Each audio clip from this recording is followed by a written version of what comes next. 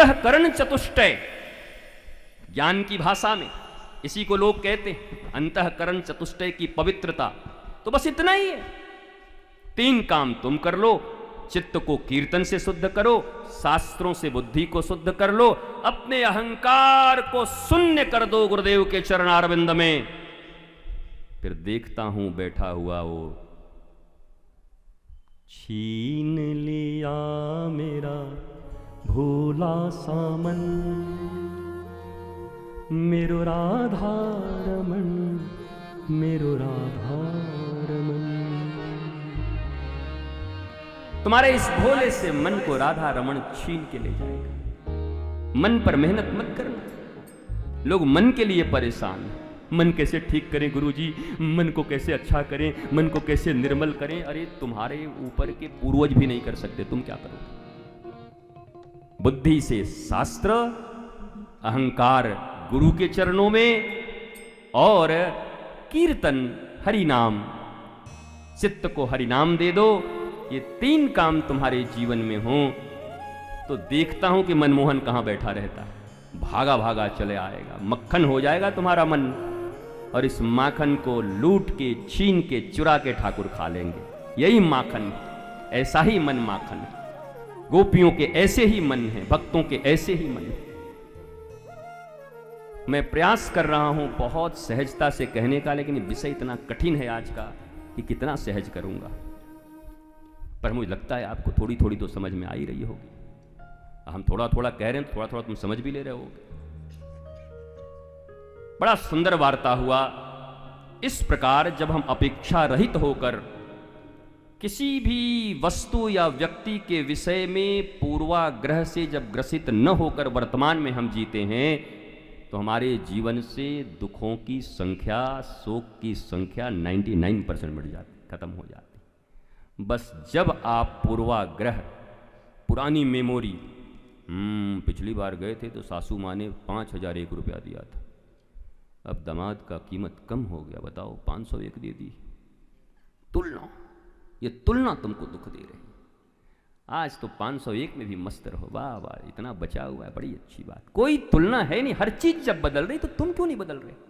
प्रतिपल जिंदगी बदल रही, तुम्हारी कोशिकाएं बदल रही, तुम्हारे उत्तक बदल रहे हैं, तुम्हारे चमड़े बदल रहे हैं, तुम्हारे सोच बदल रहे हैं, तुम्हारी बुद्धि बदल रही है, सब कुछ बदल रहा है, दुनिया बदल रहा है, क्लाइमेट बदल रही है, ग्लोबल क्लाइमेट बदल रही है, ग्लेशियर पिघल रहे हैं। तुम जहां के तहां स्टक क्यों हो गए हो?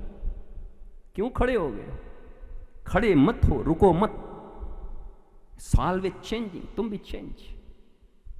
एकदम पानी की, पानी रे पानी तेरा रंग कैसा, बोला जिसमें मिला दे लगे उस जैसा। वर्तमान में जीने की यही कला है। हालांकि दुख हो, अब कई लोग ऐसे हैं कि गुरुजी दुख हो गया है तो अब नहीं जाएं क्या? तब तो जल्दी आइए, जल्दी दूर हो जाएगा। परंतु अच्छे हैं तो और जल्दी आ जाइए कि सब कुछ अच्छा रहे, मौज में रहिए। महाराज बड़ा दिव्य ज्ञान दिया है गोकर्ण जी ने, इसको गोकर्ण गीता कहते हैं। और इसी के बाद वाणी को विराम दे दूंगा। आज गोकर्ण गीता है। कहते इधर आओ पिताजी।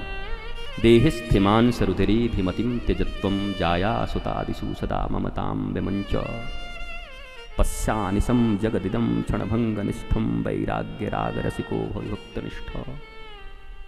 ये देह, अस्थि, मांस और रुधिर इससे बना हुआ है, इसमें ज्यादा ममता मत रखो पिताजी। देहिस्थिमांस रुधिरे भिमतिम त्यजत्वम जाया सुतादिषु सदा ममताम विमंच। ये जो पुत्र हैं, पत्नी हैं, ये जो तुम्हारे संबंध हैं, इनका पालन करो। प्रेम करना मना नहीं है, मोह रखना मना है। मोह अंधा बनाता है, प्रेम दृष्टि प्रदान करता है। तुमने कभी प्रेम किया है अपनी पत्नी को? कभी प्रेम किया अपने माता पिता को? कभी प्रेम किया अपनी संतानों को? मोह रखते अंधों की तरह, जैसे रावण रखता था। मोहांध, मोह और प्रेम में बड़ा अंतर है। प्रेम करो, और जो प्रेमी होगा ना, वो उनका मंगल सोचेगा, और मंगल तो आत्मज्ञान से ही हो सकता है। भरत जी ने मां का अपमान कर दिया, किस लिए? राम से विमुख हो रही थी इसलिए। क्या भरत जैसा साधु कभी अपनी मां का अपमान कर सकते? लेकिन जब राम विमुख हो रही थी तो कहा आज के बाद तुझे मां नहीं कहूंगा, तू मेरे मां के योग्य नहीं। प्रहलाद ने अपने पिता का अपमान कर दिया। किस लिए?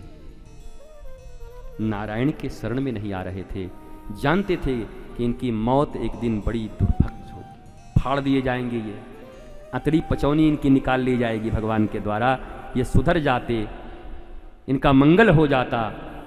तो प्रहलाद पिता के विरुद्ध हैं, भरत माँ के विरुद्ध हैं, विभीषण भाई के विरुद्ध हैं, लेकिन सारी दुनिया इनको आज मानती है, पूजा करती है, सनातन संस्कृति मानती है। क्यों?